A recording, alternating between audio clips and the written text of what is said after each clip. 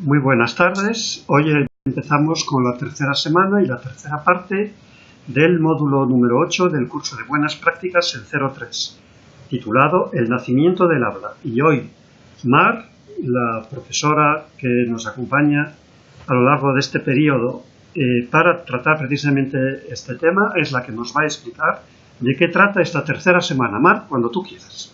Hola, buenas tardes, Tiberio, y buenas tardes a todos y a todas. Pues vamos con el tercer y último seminario de este módulo. Y bueno, como también son los últimos módulos del curso de experto, pues podemos decir que estamos en la recta final. Y por eso también queremos mandaros ánimos para eso, para que, pues sabiendo que seguro que vais mal de tiempo y demás, pero bueno, que hagáis el esfuerzo para terminar y que bueno, pues que ánimo con ello. Ese es el mensaje fundamental.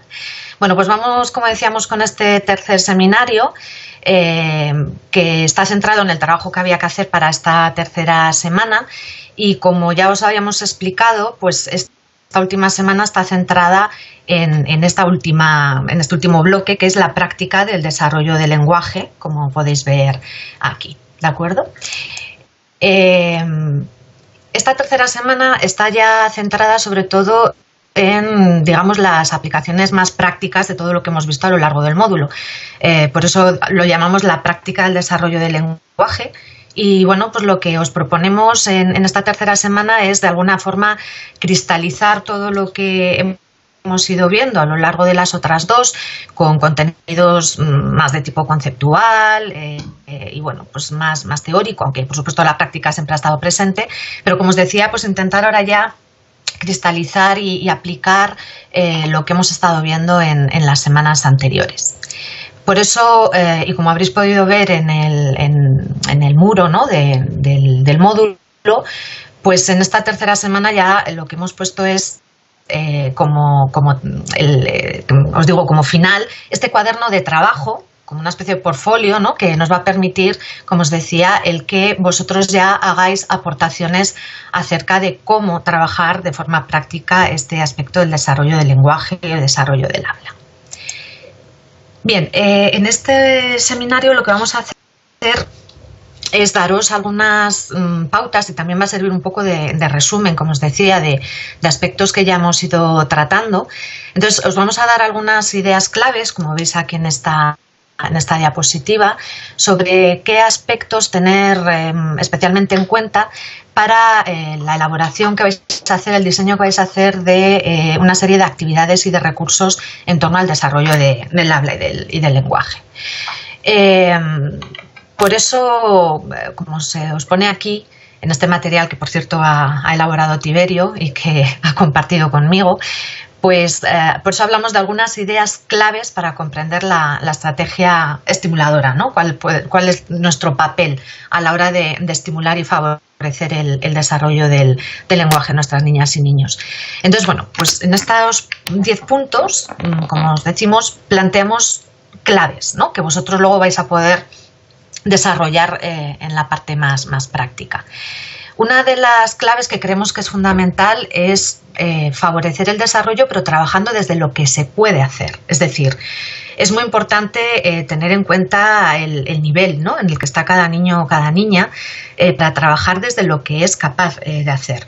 Porque a veces cometemos el error de saltarnos pasos, ¿no?, y como de intentar ir más deprisa de lo que realmente ese niño o esa niña puede, ¿no? Entonces, una máxima, no solo para esto del lenguaje, sino para cualquier aspecto del desarrollo, desde luego es partir del nivel o del punto de desarrollo y madurativo que tenga cada niño y niña, sabiendo además que las diferencias individuales están ahí y que el hecho de que dos niñas hayan nacido el mismo día, el mismo mes del mismo año, como todos sabéis ya por experiencia, no quiere decir que vayan a estar en el mismo momento evolutivo, ¿no? Y está claro que quienes nos tenemos que adaptar a ellos somos nosotros. Y en ese sentido, bueno, pues queremos subrayar lo del trabajar desde lo que se puede hacer, ¿no?, de lo que el niño puede hacer. En el fondo esto también tiene que ver con el siguiente punto, la siguiente clave, que tiene que ver con lo que, como ya conocéis, y bueno, mi admirado Vygotsky planteaba, ¿no? El tema del desarrollo próximo, ¿no? La zona de desarrollo próximo del niño o la niña.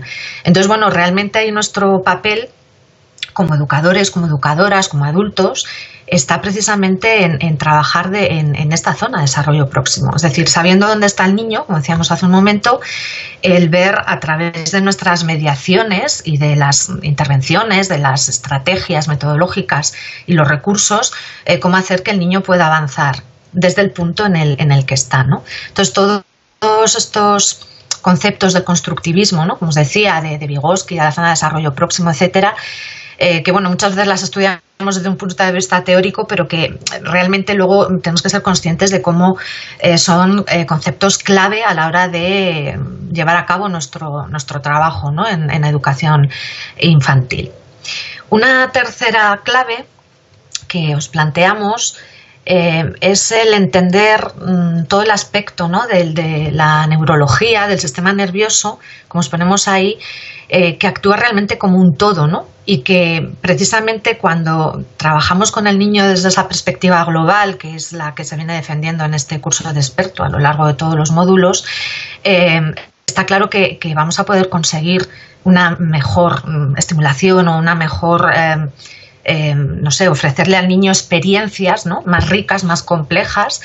Y bueno, hoy en día, que sabéis que está muy en boga, ¿no? Todo el tema de la neuroeducación, ¿no? Y todo lo que nos aporta la neurología, pues hoy tenemos claro que todos aprendemos de una forma global y que nuestro cerebro funciona interconectado, ¿no? Pero si esto es una realidad para cualquiera, como todos sabemos también, en los niños, en la etapa en la que nos estamos centrando, ¿no? En el ciclo de 0-3, esto es aún todavía más claro, ¿no? Entonces, por eso, aunque en este experto hemos hecho módulos, ¿no? Para distintas áreas, como por ejemplo está el desarrollo del lenguaje o del habla, tenemos que tener muy presente que evidentemente no estamos trabajando solo eso, ¿no? Por eso también, como vamos a ver a lo largo de lo que vamos a plantear en esta sesión, pues hablaremos de cuestiones que van a favorecer, ¿no? Toda esa estimulación de esa puesta en marcha y esa activación de todo el sistema nervioso del niño. Y, por ejemplo, pues un tema clave va a estar en la emoción, ¿no? Como vamos a ver luego un poquito más adelante. Justo la cuarta clave que os ponemos aquí tiene que ver con esto que está diciendo yo ahora, ¿no? Lo de evitar el cansancio y el aburrimiento. Por desgracia, muchas veces confundimos el estimular al niño y ofrecerle actividades pues con cosas que, lejos de motivarle, ¿no? o de hacerle descubrir, pues casi tienen el efecto contrario, ¿no? Yo creo que bueno, todos los que estamos aquí inmersos en este experto, creo que compartimos, ¿no? una visión diferente, pero me temo, y creo que muchos también lo sabéis, pues que todavía en educación infantil muchas veces pues se trabaja con metodologías y con estrategias que no respetan pues esta singularidad del niño, el deseo del niño, y se parte, bueno, pues de metodologías un tanto mecanicistas. Yo cada vez que tengo oportunidad me meto con el tema de las fichas, ¿no? Yo hablo a mis alumnos en magisterio, ¿no? De infantil, les hablo de la fichitis, ¿no? De la inflamación de la ficha, cuando la ficha ocupa todo el terreno, ¿no? En educación infantil. Sé que en 0-3 no se utilizan tanto, pero bueno, pues yo creo que sí que conocemos que en muchos lugares sí que se sigue tirando mucho de este tipo de actividades como muy repetitivas, etcétera, ¿no? Entonces, bueno, pues tenemos que intentar evitar ese cansancio, ese aburrimiento, y que en lugar de ello lo que haya sean situaciones que en el niño despierten y estimulen su curiosidad, su creatividad y su deseo, ¿no? de aprender. Esa es al final la clave del aprendizaje y del desarrollo. Una quinta clave, que tiene que ver también con lo que estaba diciendo hace un momento, tiene que ver con lo del cambiar estímulos para mantener la atención.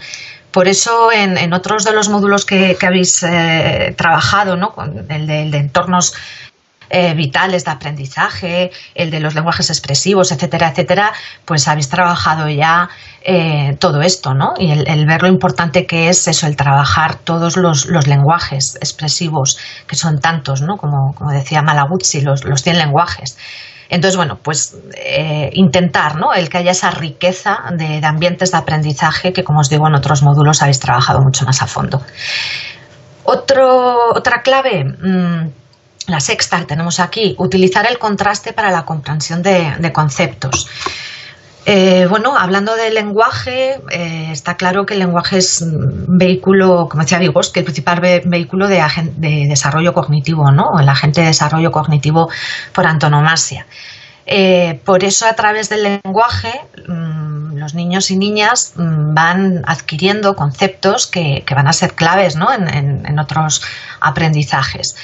Yo siempre, cuando se habla de esto del contraste, ¿no? de conceptos, no puedo menos que acordarme de Barrio Sésamo, que todos conocemos, ¿no? Yo, de hecho, lo veía, bueno, y con mis hermanos, y recuerdo lo bien que trabajaban todos estos los conceptos, ¿no? Lo del grande, pequeño, ¿no? Y cómo se apoyaban en imágenes visuales, incluso los efectos, ¿no? de las voces de los personajes, precisamente para subrayar ese contraste. Entonces quedaba mucho más claro lo de grande y pequeño cuando ese contraste era grande, ¿no? Entonces me parece que ahí tenemos referentes muy, muy interesantes de cómo trabajar, por ejemplo, todo este tema, ¿no? de los conceptos y lo importante, ¿no? de lo del contraste. Otra clave, la 7, y que, como decía también antes, habéis trabajado en otros módulos de este curso de experto, es el tema de los materiales, ¿no? de los recursos materiales, y que, como os ponemos aquí, no necesitan ser caros para ser buenos. Esto lo habéis trabajado en anteriores módulos, ¿no? Esta foto misma que aparece en la presentación nos habla de cómo muchas veces, pues esos materiales que tiene que ver con el octavo, ¿no? La octava clave, el reciclar, el reutilizar, por muchos motivos, pero bueno, yo creo que aquí tampoco hay que insistir mucho porque lo habéis trabajado, pero la riqueza que tienen este tipo de materiales, ¿no? Aparte de que sean baratos, a veces gratis, pues toda la parte que tiene, ¿no? Perdona, se me ha pasado la diapositiva. Bien, por terminar, la 9ª, la higiene, ¿no? El que utilicemos materiales reciclados, etcétera, etcétera, por supuesto que no quita que tengamos que cuidar un montón todo el tema de la seguridad, por un lado, y también el de la higiene. ¿Por qué? Pues porque así podremos dejar que los niños experimenten libremente sin tener que preocuparnos, ¿no? Tanto de este aspecto. Entonces, todo lo que podamos hacer en ese sentido, pues nos va a permitir luego el poder dejar a los niños, ¿no? pues más libertad para que puedan explorar y manipular. Y la 10ª clave, pues quizás resume todo lo que hemos dicho, ¿no? hasta ahora, y es que todo es jugar. El juego en el 0-3, bueno, a lo largo de toda la vida, pero en el 0-3 es la base del aprendizaje, ¿no? Entonces, pues todo debería tener este tinte lúdico, pero también muy importante, que sea juego realmente para el niño, porque hay veces que llamamos jugar a cosas que no lo son tanto, ¿no? Porque son más bien imposiciones o juegos demasiado dirigidos por el adulto.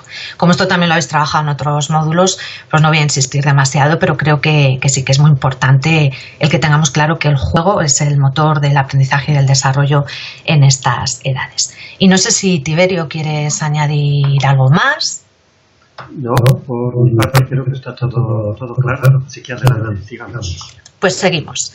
Bien, en el resto de la presentación lo que vamos a hacer es ya situarnos de forma más concreta en 9 ejes, ¿vale? 9 ejes de acción que nos pueden ayudar a entender cuáles son, bueno, pues las vías o los precursores del desarrollo del habla y del lenguaje, y que además os van a dar también pistas de por dónde pueden ir la elaboración y el diseño de los recursos y de las actividades que os vamos a pedir al final, y de lo que hablaremos luego al final, ¿vale? Entonces, estos ejes de acción, en el fondo, como os digo, los tenemos que ver como precursores del desarrollo del lenguaje o del habla, y que, aunque algunos podemos decir a priori, ¿y esto qué tiene que ver con el lenguaje o con el habla? Pues vamos a ver que por supuesto que tienen mucho que ver. Bien, este primer eje tiene que ver con el desarrollo del esquema corporal. Bueno, yo aquí me voy a tener que controlar y no emocionarme con el tema, porque bueno, soy psicóloga infantil y psicomotricista. Entonces, para mí, pues todo el tema de la psicomotricidad, la importancia del desarrollo del esquema corporal, pues es clave, ¿no? en estos primeros años de vida. Pero bueno, por ser más escueta y centrarnos en lo que estamos viendo ahora, tenemos que entender que, claro, lo hemos dicho antes, tenemos que entender el desarrollo como algo global, ¿no? Y cómo los distintos aspectos o áreas del desarrollo están interrelacionadas. Sin duda, todo lo que tiene que ver con el esquema corporal, con la vivencia del niño, del cuerpo, del movimiento, va a incidir en el desarrollo del lenguaje, del habla y de la comunicación, ¿no? En otros módulos, por ejemplo en el primero, ¿no?, cuando habéis estado viendo el tema de la visión o la imagen del niño y habéis trabajado, por ejemplo, en la metodología de Amy-Pickler, habréis visto, además de los vídeos que os proponían, etcétera, cómo en esta metodología, trabajando con bebés de meses, muy pequeñitos, la importancia que se le da, por ejemplo, cuando se le está vistiendo, se le está lavando, etcétera, por ejemplo, ir nombrando, ¿no?, las partes del cuerpo del niño, anticiparle lo que se va a hacer, ¿no?, con él cuando se le está vistiendo y se le dice ahora un brazo, ahora el otro. Entonces, lo digo para que veamos también cómo a partir de la interacción desde los primeros días de vida o de los primeros meses con el niño a través de su cuerpo, estamos estimulando muchas cosas, pero también, por supuesto, el lenguaje. Y por eso es tan importante hablarles, ¿no?, a los niños, incluso aunque solo tengan días, ¿no?, y digas, pero si no van a entender, porque es una manera de estar sembrando, ¿no?, todo ello y de poner nombre a lo que se está, en la interacción, ¿no?, que se está produciendo. Por ejemplo, lo que decía, ¿no?, pues identificar las partes del cuerpo. El niño va identificando las partes del cuerpo en función, sobre todo, de la relación que los demás tienen con su cuerpo, ¿no? Entonces, nombrarlas, etcétera, va a ser una muy buena manera de ir ayudarle a construir este esquema corporal, ¿no? Por supuesto, experimentar las partes del cuerpo, que lo va a conseguir sobre todo a partir de la acción y del movimiento. Yo siempre insisto mucho que bueno, un autor tan cognitivista como Piaget llamó a la inteligencia de 0-2 años inteligencia sensoriomotora, dando a entender claramente que el niño, incluso a nivel cognitivo, construía, ¿no?, ese desarrollo a partir de su cuerpo, del movimiento y de las sensaciones. Bueno, pues lo mismo ocurre también con el lenguaje y con lo vinculado, ¿no?, que está con el desarrollo cognitivo. Y bueno, pues ejercitar, sentir, disfrutar las distintas partes del cuerpo. Por eso es tan importante que los niños y niñas en estas edades tengan libertad para moverse, libertad para manipular, ¿no?, porque todo eso le va a producir experiencias corporales que le van a llevar a tomar conciencia de sí mismo y, por supuesto, también de todo lo que le rodea. Entonces, subrayar cómo todo esto también tiene que ver con el desarrollo del habla y del lenguaje y de la comunicación, ¿no?, este primer eje, como decíamos. Tiberio, ¿alguna cuestión? No, que va. Vale. Está claro. El segundo eje de acción tiene que ver, como os ponemos aquí, con la atención, la sensibilidad y la discriminación auditiva. Evidentemente, en el desarrollo del habla y del lenguaje, pues todo lo que tiene que ver, ¿no?, como decía Tiberio en otras ocasiones, con los inputs, ¿no?, con las entradas, pues es fundamental. Entonces, todo lo que trabajamos, como os decía, desde el minuto 1, ¿no?, con los niños, todos los estímulos que llegan a través del oído, pues es evidente que van a favorecer el desarrollo del habla y del lenguaje, ¿no? Por eso cuestiones como oír, escuchar a alguien o algo que se ve. Aquí me parece muy interesante aludir por ejemplo, a Brunner, ¿no? ¿Os acordáis de los formatos de atención conjunta, etcétera, ¿no? El simple hecho de estar realizando un sonido con un objeto que el niño atiende y nosotros también interactuamos a partir de esa triangulación, ¿no?, con el objeto, pues son acciones que nos pueden parecer muy simples, muy sencillas, ¿no?, e incluso que ocurren. Esto lo hace hasta la gente que no conoce a Brunner, ¿no?, ni los formatos. Y es muy interesante tomar conciencia de cómo, pues eso, situaciones cotidianas que realizamos incluso casi sin ser conscientes de ello, son cruciales para el desarrollo del habla y del lenguaje. Por eso yo os decía creo recordar en el primer seminario, creo que fue en el primero, que parte también del objetivo en este módulo, bueno, y en los demás, es ya no solo a lo mejor descubrir cosas nuevas, sino afianzar y darle justificación teórica o solidez teórica a muchas de las cosas que ya hacemos y que hacemos bien, ¿no?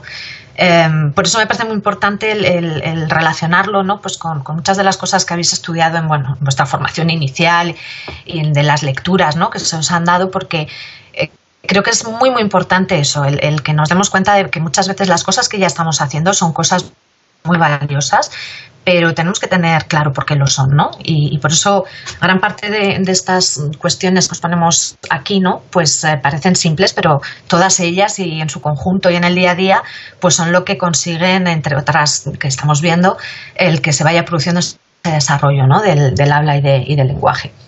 Por ejemplo, cosas como os decía, ¿no? Seguir a alguien o algo que emite un sonido en movimiento, ¿no? Que además permite integrar sentidos como la vista y el oído y la capacidad del niño, ¿no? Cuando lleva pudiendo controlar, por ejemplo, cuando es muy, muy chiquitín, pero va pudiendo controlar su cabecita y el cuello, ¿no? El control cefálico. Bueno, pues todas esas pequeñas cosas, como digo, son la base para las otras, ¿no? que van a venir. Asociar sonidos diferentes a objetos, animales, personas, movimientos, asociar diferencias de sonido a estímulos visuales diferentes, ¿no? Pues, como esto al niño le va permitiendo ir realizando trabajo de discriminación auditiva, ¿no? Que evidentemente lo va a ser clave para discriminar sonidos que tienen que ver con el habla. Entonces, por eso decimos que no deja de ser como una sembrar, ¿no? Sembrar ahí semillas que luego van a dar pie a cuestiones más complejas que vendrán con el habla y con el lenguaje. Comparar sonidos diferentes o diferencias de sonidos, asociar sonidos diferentes o diferencias de sonidos a otros estímulos sensoriales, por ejemplo, como ponemos aquí, propioceptivos, es decir, que tienen que ver con las propias posiciones, ¿no? del cuerpo, sensaciones interoceptivas, estereoceptivas, ¿no? Pues todas estas sonidos que se producen, ¿no? Hasta cuando suenan las tripillas, ¿no? Porque tiene hambre o cosas por el estilo, es muy interesante porque no dejan de ser sonidos del propio organismo y que tienen que ver con sensaciones físicas, pero que también tienen un correlato, pues, a nivel de sonidos y demás. Y luego, pues, por ejemplo, repetir frases con variaciones en el orden, quitar o modificar palabras, rasgos fonéticos, etcétera, ¿no? Lo del salir un poco de la estructura básica para irla haciendo cada vez un poquito más compleja, pero bueno, pues jugando, ¿no? Con esas variaciones que al niño, dentro de esa necesidad que muchas veces tiene, ¿no? de repetir las cosas de la misma manera, que conocemos todos, incluso cuando se le cuenta un cuento, ¿no? Pero como poquito a poco también el ir incluyendo esas variaciones que le van a permitir ampliar, ¿no? esa capacidad de discriminación, etcétera, ¿no? Y de desarrollo del lenguaje. Pasamos, a no ser que Tiberio quiera comentar algo, al siguiente eje de acción. No, simplemente que la presentación es muy exhaustiva, pero no se pretende que se haga todo. Si no tiene un panorama no amplio de todas las opciones, tampoco hay por qué hacer todo de forma sistemática. Yo creo más en la oportunidad, es decir, que cuando se presenta la oportunidad y a lo largo de tanto de la vida familiar como de la escuela, siempre hay oportunidades para hacer de todo, ¿no? Entonces, el educador o la educadora tiene que saber lo que se puede hacer, pero tampoco se trata de tener una programación, ¿no? sistemática, intentar hacer todo y constantemente todo. Tampoco creo que... Porque claro, son muchas ideas, no todas las que les vamos a explicar. Entonces, que no entre el pánico tampoco, ¿no? Sí. Vale, por supuesto. No, como dice Tiberio, y yo estoy totalmente de acuerdo contigo, y más en 03, todo esto son cosas que nosotros tenemos que tener muy en cuenta y muy presentes, pero que evidentemente, claro, que hay que partir de lo que vaya surgiendo.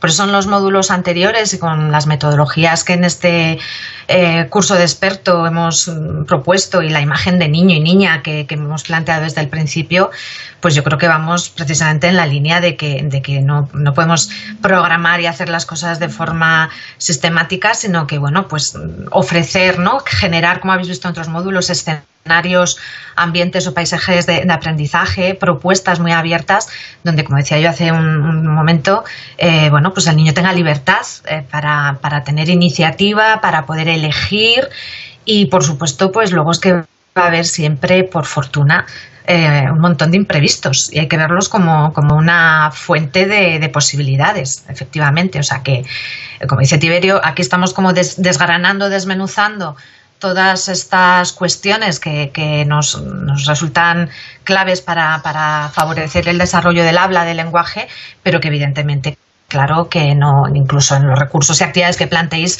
por supuesto que no tienen por qué estar todas. Yo creo que tiene que ver con esto que os decía como de tener anclajes también para ver que muchas de las cosas que ocurren y ocurren de forma espontánea a menudo, pues tengamos esa conciencia de que son cosas muy valiosas de cara al desarrollo y al aprendizaje de nuestros niños y niñas. Y dar tiempo a que aparezcan, porque a menudo las prisas llevan precisamente a que todo esto no aparezca. Entonces, bueno, yo soy firme defensora de la pedagogía lenta, ¿no? De dar tiempo, de disfrutar, ¿no? Y malo sería que ya con los más pequeñitos en 0-3 pues hiciéramos todo lo contrario, ¿no? O sea que totalmente de acuerdo y subrayamos lo que acaba de comentar Tiberio. Bueno, seguimos con los ejes. Voy un poquito más rápida porque efectivamente son sugerencias. Otro eje de acción tendría que ver en este caso, con lo visual, ¿no? Antes hemos incidido más en el aspecto auditivo y en este otro pues incidimos en lo visual.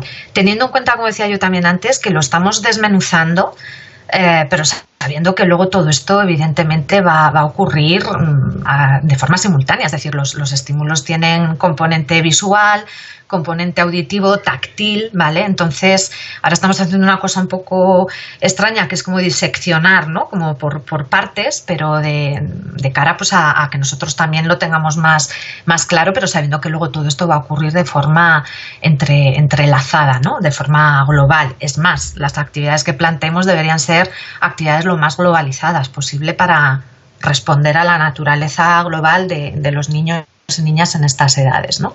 Entonces, en torno a esta cuestión de lo visual, ¿no? Pues tenemos también, igual que veíamos antes en lo auditivo, el comparar, ¿no?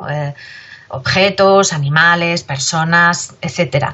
Porque, claro, al comparar podemos discriminar, ¿no? Y discriminamos y eso nos permite comparar. Entonces, de ahí la importancia de que haya materiales diversos, ¿no? Diversos, además, no solo en cuanto a una característica, sino en todo, objetos de distintos tactos, colores, texturas, etcétera. Entonces tenemos que cuidar mucho, ¿no? Eso de los criterios de elección de los recursos materiales. Juegos de discriminación y de asociación, por ejemplo, que van a dar también pie, como hablábamos antes, a todo el tema de los conceptos, ¿no? Transformar los rasgos, posiciones, las colocaciones, etcétera. Me parece muy interesante todo lo que se hace en este sentido, que seguro que muchos también trabajáis con ello, ¿no? Lo de las propuestas. Cuando los niños llegan al aula y hemos creado, con los mismos materiales, creamos escenarios diferentes, ¿no? Entonces, me parece muy interesante todo ese trabajo, ¿no? Que podemos hacer de propuestas con los objetos, simplemente transformando, ¿no? Como pone aquí, los rasgos, las posiciones, las colocaciones, etcétera. Y por supuesto que los niños y niñas también lo van a hacer ellos por su propia iniciativa, ¿no? Y bueno, pues igual que hablábamos antes, ¿no? Imitar estímulos propioceptivos, ¿no? Posiciones corporales, etcétera, de otros niños y niñas. De hecho, esto los niños y niñas lo hacen a menudo de forma totalmente espontánea, el fijarse, ¿no? en el gesto, en la posición, tal, que tiene un niño o una niña a su lado, e imitarlo, ¿no? Bueno, pues todas estas actividades espontáneas que también podemos nosotros proponer, ¿no? A partir de algún tipo de actividad. Sigo con el siguiente eje, Tiberio. Perfecto, sí. Bien, El cuarto eje, como veis, seguimos con temas que tienen que ver con el esquema corporal, con el movimiento, con el cuerpo, ¿no? Coordinación, equilibrio y movilidad. Todos los juegos de expresión corporal, que insisto, que también los niños y niñas de forma espontánea es muy bonito ver, ¿no? Cómo van aflorando poco a poco. Silencio, ruidos, sonidos, música o canciones. Incluso desde muy bebés, como sabéis, pues cuando van descubriendo, por ejemplo, las posibilidades que tienen de emitir ruidos, ¿no? Y empiezan con hacer ruidos vocales desde muy chiquitines y es curioso también ver cómo se callan, es como para vivir ese contraste, ¿no? del silencio con los ruidos que van emitiendo. Son gorgoritos, todos esos ensayos vocales tan bonitos, ¿no? Tan interesantes. Aquí el mundo de posibilidades respecto a sonidos, música o canciones es enorme. Me parece muy, muy interesante y muy bonito en los foros de este módulo, cuando hablabais, por ejemplo, a propuesta, ¿no? De las actividades que se os planteaban del tema de el cantar, ¿no? Hasta salía la duda de ¿se puede ser un buen educador o educadora si no cantamos? Bueno, pues yo creo que todo lo que poníais en el foro, ¿no? Lo que escribíais y compartíais, pues me resultaba muy interesante. Y bueno, pues es cierto que a veces se cae como una especie de estereotipia con esto de las canciones infantiles. A mí me da mucha rabia cuando se habla de música infantil o canciones infantiles. Y como que se excluye el que los niñas pequeños escuchen otro tipo de músicas. Me parece que tienen posibilidad de escuchar todo tipo de músicas, ¿no? Y creo que igual que se os proponía en la actividad del dibujo animado, ¿no? De analizar el dibujo animado, pues creo que también es importante e interesante que analicemos el tipo de músicas o canciones que bueno, utilizamos con nuestros niños y niñas, ¿no? Entonces, bueno, pues yo creo que ahí tenemos también bastante para trabajar y reflexionar, ¿no? Por supuesto, juegos de manipulación, juegos de equilibrio, juegos de habilidad motriz. Hay que tener en cuenta que en el momento en que el niño implica su cuerpo, ¿vale? Y implica el movimiento, es que se ponen en marcha un montón de vivencias y de experiencias que también le abren a la comunicación, ¿no? Entonces, yo hablaba antes del papel de la emoción.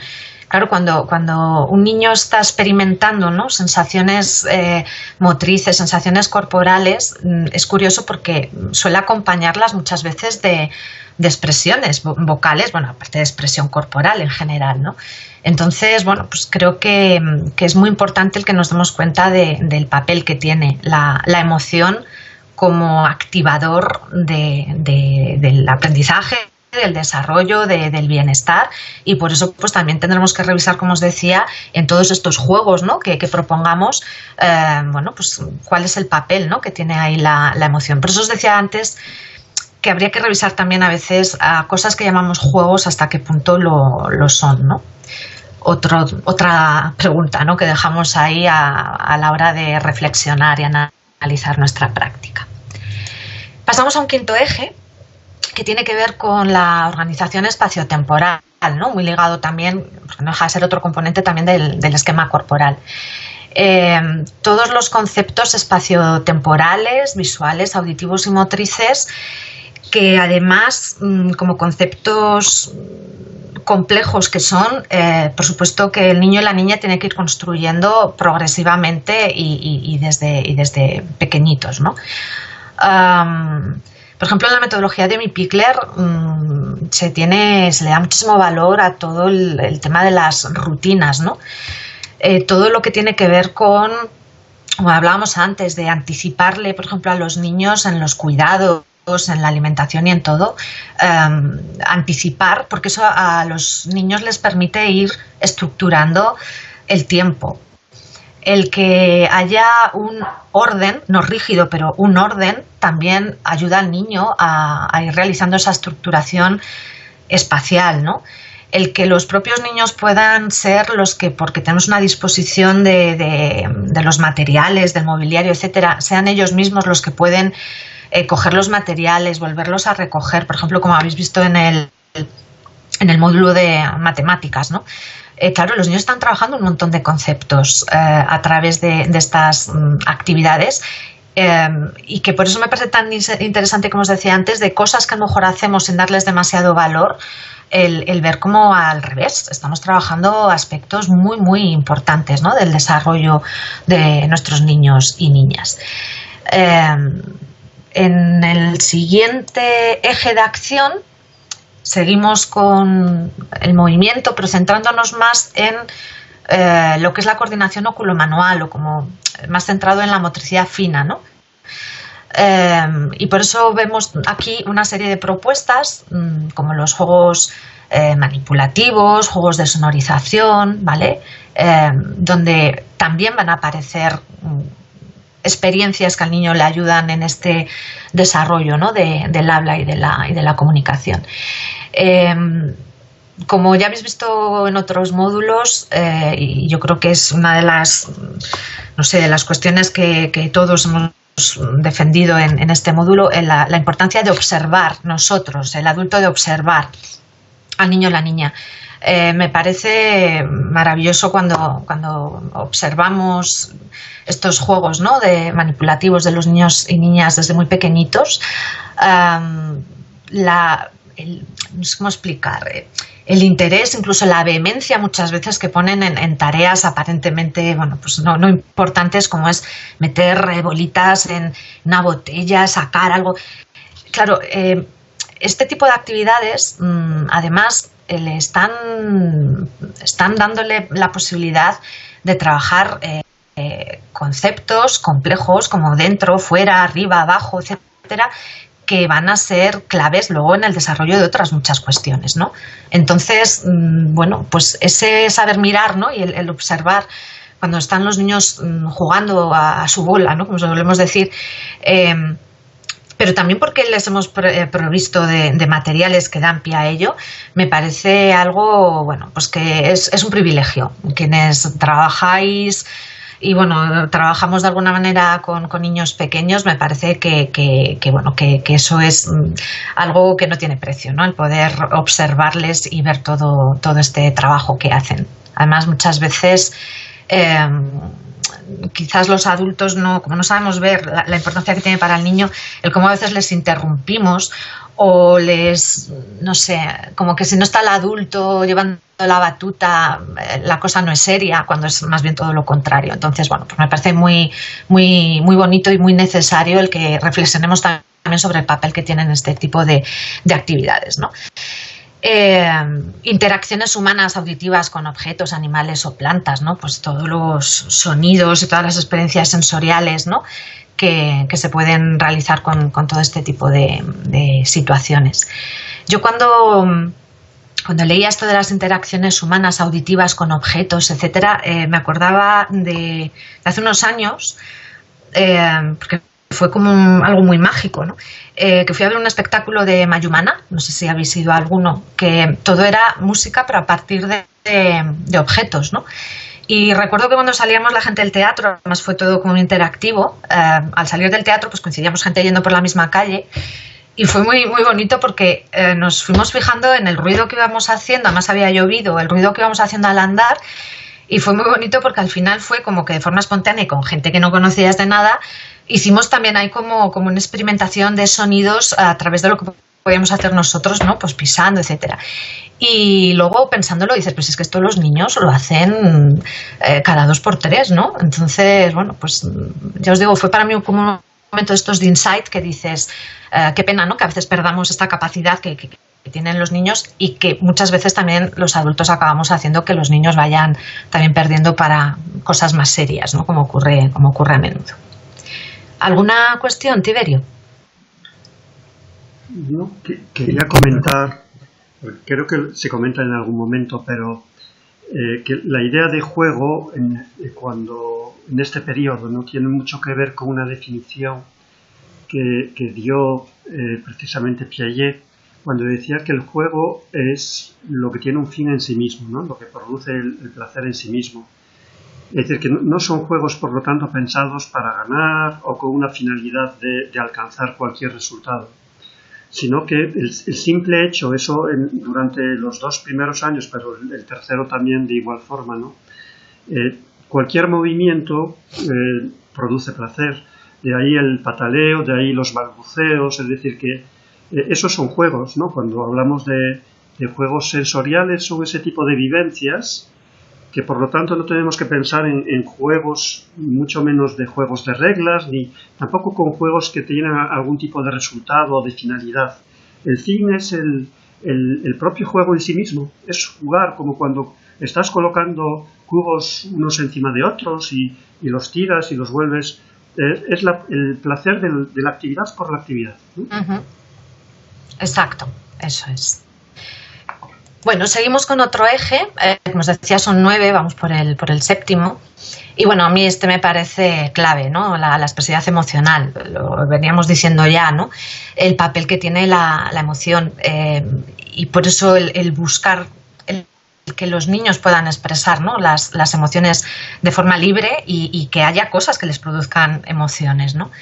En este sentido, bueno, pues está esa expresión libre que es que va a surgir de forma espontánea, ¿no? Natural, pero claro, para que haya emociones tienen que pasar cosas y como decía ahora mismo Tiberio, ¿no? Que el juego realmente tenga sentido en sí mismo y ahí es cuando aparecen todas estas emociones. Por eso decía yo antes que hay veces que los adultos, bueno, no lo hacemos con mala intención, pero yo recuerdo situaciones de ver a niños que estaban jugando a su aire, ¿no? Juntos y de repente llegar el típico adulto y decir, a ver, ¿y qué estáis haciendo? Y como intentar organizar el juego y proponerles e ir viendo cómo los niños iban desertando poquito a poco. Y claro, pensabas, es que te has cargado esa situación, como decía Tiberio ahora, de placer en sí misma, ¿no? Entonces, bueno, pues esto de la expresividad emocional tiene que ver precisamente con el que ocurran cosas que provoquen emociones. Y yo creo que a mí, por ejemplo, cuando a veces me preguntan en clase alumnos, ¿no? de magisterio infantil, ¿y cómo sabes si esa actividad que estás haciendo funciona o es buena? Y yo les digo, pues mirad las caras de los niños y niñas, porque es que eso os va a decir si esa actividad funciona o no funciona, ¿no? Es verdad que a veces, y salía también en los foros, ¿no? Por ejemplo, el llanto, ¿no? Lo que nos provoca a los adultos el llanto de un niño o de una niña, ¿no? Claro, cuando hablamos de emociones, estamos hablando de emociones tanto positivas como negativas. Pero es que todas ellas son emociones y no podemos taparlas, ¿no? Lo que hay que aprender luego es a gestionarlas y los niños tendrán que ir aprendiendo poquito a poco a gestionarlas, pero no podemos taparlas. Entonces, bueno, pues esta expresividad emocional, esta expresión libre, además aquí ya me pongo como psicóloga y como psicóloga infantil, pues creo que es clave y también tenemos que entender que el niño, antes de poder expresar las emociones con palabras, pues evidentemente, y cuanto más pequeñito es, más las va a expresar de otras maneras y también tenemos que estar ahí muy receptivos, ¿no? Porque es que nos van a decir mucho sobre cómo están, qué les gusta, qué necesitan, pues precisamente a partir de esa expresividad psicomotriz, ¿no? Que es clave, como digo, pues cuanto más pequeñitos, evidentemente, pues más. Luego, pues todo lo que tiene que ver con la expresión musical, cantada o lo que os decía yo antes, ¿no? De expresar a través del cuerpo sonidos, ritmos, etcétera. Pues todo esto también es muy rico y son también aspectos como que funcionan como precursores, ¿no? De la comunicación y por lo tanto también del habla y del lenguaje. Las interacciones humanas faciales, por supuesto. De hecho, en los foros también hablabais de ello, ¿no? Como a menudo, pues por supuesto que no hay que utilizar palabras para expresar o comunicar. Y aquí los niños y niñas, como os decía, pues es que son tan espontáneos en ello, porque los adultos a veces pues sí que controlamos más, ¿no? Las expresiones, pues por educación o lo que sea, pero en esto los niños y niñas son tan claros que bueno, pues deberíamos ser mejores observadores, ¿no? También de lo que nos expresan y también ser más conscientes de lo que nosotros comunicamos, ¿no? A través de nuestras expresiones faciales. Por eso vuelvo a la metodología Mipikler, por ejemplo, toda la importancia que se le da a todo el lenguaje corporal, el lenguaje facial, los tempos, ¿no? Todo eso que transmite tantísimo a los niños y niñas y que es una comunicación fundamental, ¿no? Lo que llamamos diálogo tónico y que en infantil y con los más pequeñitos pues es clave, ¿no? Y los juegos de entonación, pues lo hablábamos antes, ¿no? De las modulaciones, como a veces surgen de forma espontánea y sin que haya una palabra con sentido, pero el jugar a darle como entonaciones diferentes a los sonidos, ¿no? Bueno, pues todo eso también es muy importante luego en el desarrollo del habla, a la hora de dar pues entonación, la modulación, etcétera, ¿no? Entonces jugar con la voz, jugar con las entonaciones, etcétera. Y vamos con el octavo eje, que tiene que ver precisamente con lo que estaba comentando ahora, ¿no? Todo el tema del control del aparato fonador. Como os decía antes, es curioso cómo los niños desde muy chiquitines les gusta explorar las posibilidades, ¿no? De emitir sonidos y ellos solitos, a lo mejor están ahí tranquilos y les oyes pues eso, hacer gorgoritos, tal. Bueno, pues no deja de ser eso, el explorar sus propias posibilidades, ¿no? Y luego pues eso, imitación de ruidos, de animales, de personas, como las onomatopeyas muchas veces se convierten en una primera manera de nombrar algo, ¿no? Que por supuesto, como bien decíais en el foro, no se trata de que el adulto luego, en vez de llamar a las cosas con el nombre real y ajustado, utilice esas expresiones, porque entonces al niño le falta el referente, ¿no? de cómo se pronuncia o se dice bien una palabra. Pero bueno, como juego, como manera de interactuar, pues por supuesto que son muy interesantes. Toda la expresión con instrumentos, y quien dice instrumentos, pues cualquier objeto, ¿no? Que pueda hacer ruido, como os decía antes, un poco esto de Mayumana que os comentaba. Y bueno, pues el tema de las canciones que ya hemos comentado anteriormente, ¿vale? Y como último eje estaría el de la motivación, reacción y relajación, ¿no? También tiene que ver, como decíamos antes, con los estados emocionales, ¿no? Por ejemplo, los juegos de sorpresa, pues todos los juegos típicos del cucú tras tras, del esconderse y aparecer de repente, y que todos sabemos que a los niños les encantan y provocan muchas reacciones emocionales y de expresiones, ¿no? Juegos también de pilla-pilla, ¿no? Todo lo de correr detrás y que parece que no vas a por él y luego sí, ¿no? Bueno, pues todos estos juegos como activan mucho pues esas emociones como de la sorpresa, del miedo, entre comillas, porque no llega a ser miedo, ¿no? Pero es como de lo inesperado, pues son desde luego juegos muy, muy interesantes, ¿no? Y que vienen muy bien para todo esto del desarrollo de la comunicación y del habla. Y luego, volviendo al tema de los contrastes, ¿no? Acciones relajantes y activadoras. La foto de esta niña aquí en la presentación nos habla, ¿no? de la importancia que tiene, como también decía yo antes, el que haya momentos de tranquilidad, respetar los tiempos de los niños, porque es que incluso hasta los sonidos son diferentes, ¿no? Es como cuando el niño se va tranquilizando y la respiración, después, por ejemplo, de haber estado jugando a correr mucho y demás, y cómo se va tranquilizando, incluso a veces les escapan verbalizaciones como de ¡ay!, ¿no? Como de alivio, como de ¡ay!, ahora vamos a parar un poquito, ¿no? Entonces todos estos contrastes de activación, de relajación y las sensaciones que provocan pues son también muy, muy importantes y muy interesantes y muchas veces lleva al niño efectivamente a expresarlas con palabras, con sonidos y demás. Por eso yo os decía antes que creo que es muy importante el detenernos a pensar un poquito en los tempos, ¿no? En los ritmos que llevamos en educación y bueno, pues defender esa pedagogía del caracol, ¿no? Esa pedagogía lenta y más con los niños pequeños.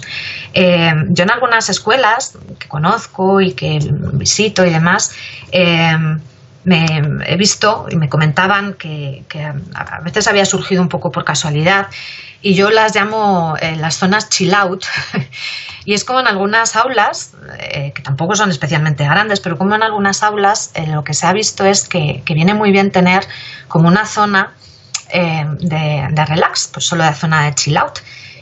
Y, por ejemplo, hay en escuelas que lo que han hecho a lo mejor es poner como una mosquitera, tipo estas del IKEA, con unos cojincitos y demás, para que algunos niños y niñas que a lo mejor llega un momento en que pues a lo mejor han tenido una tensión, ¿no?, con otro niño, están llorando y tal, pues como ese sitio de relax, de tranquilidad.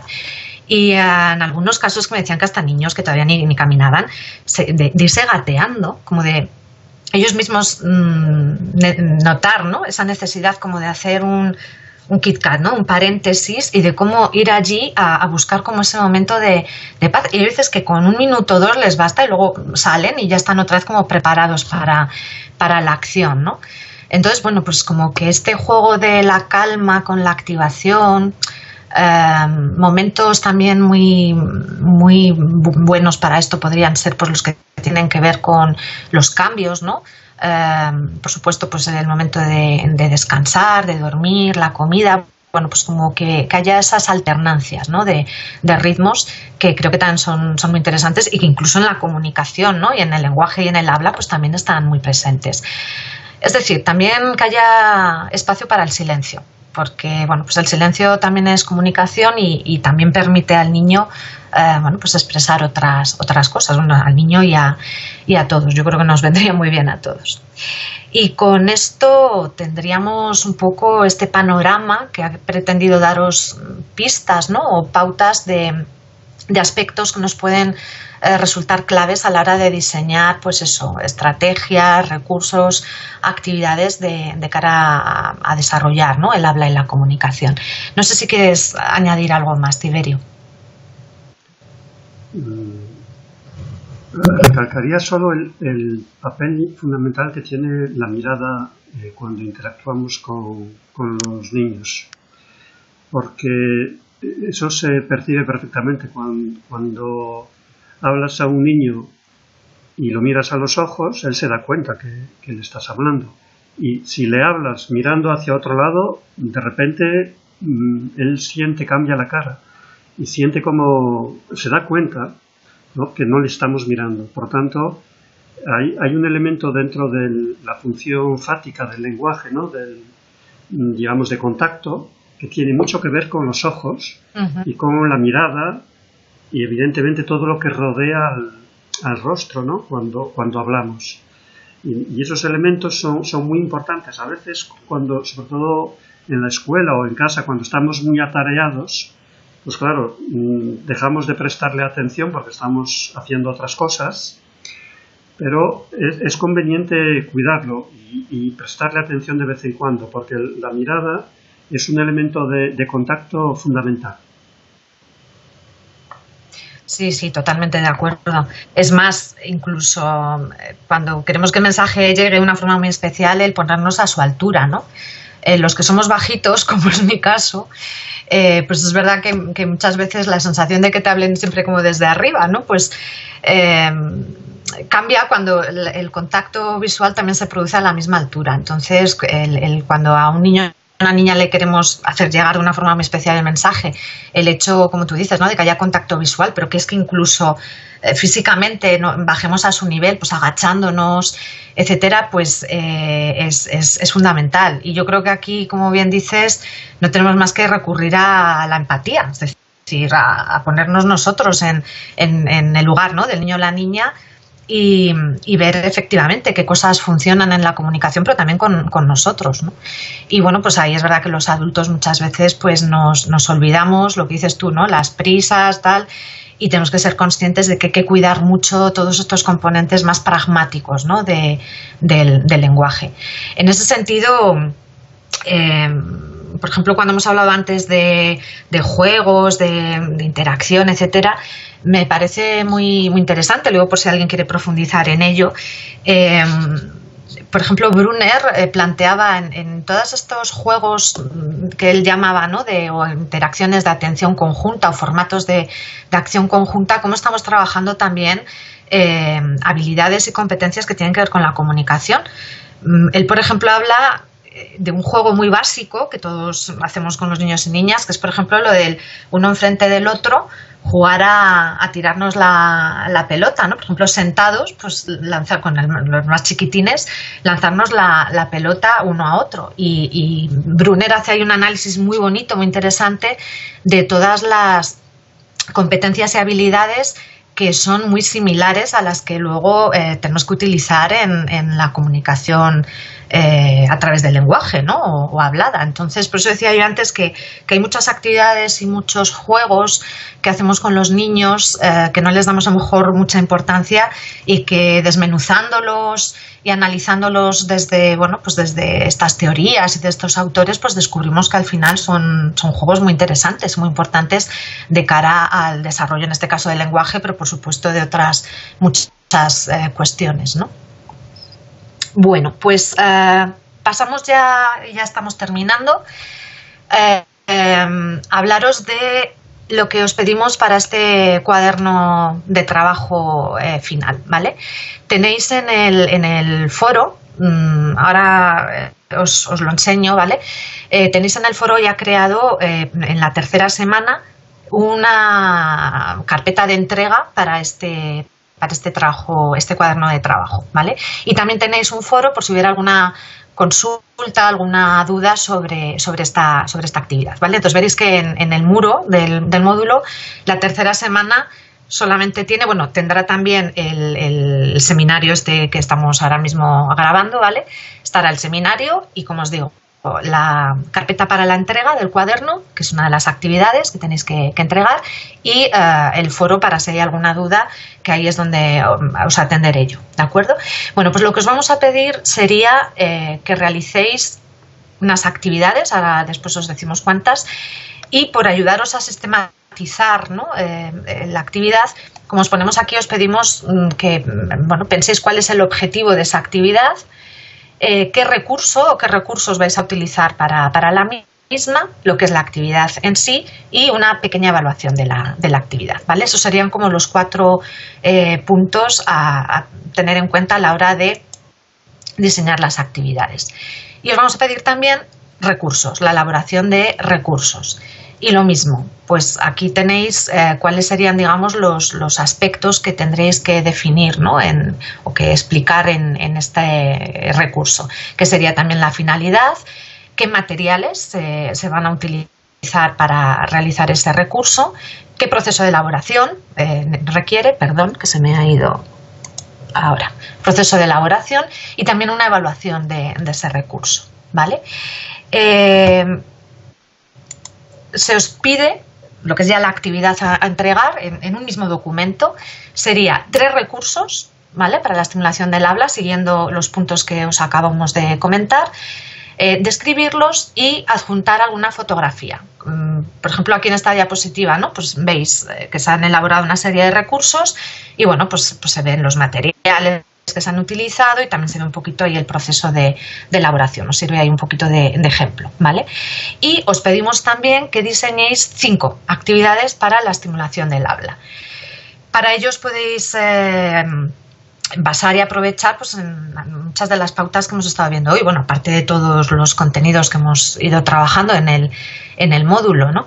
Por supuesto también estaría genial, que sería lo deseable, que por supuesto muchas de las cosas que habéis visto en el resto de los módulos pues las pudierais integrar, ¿no?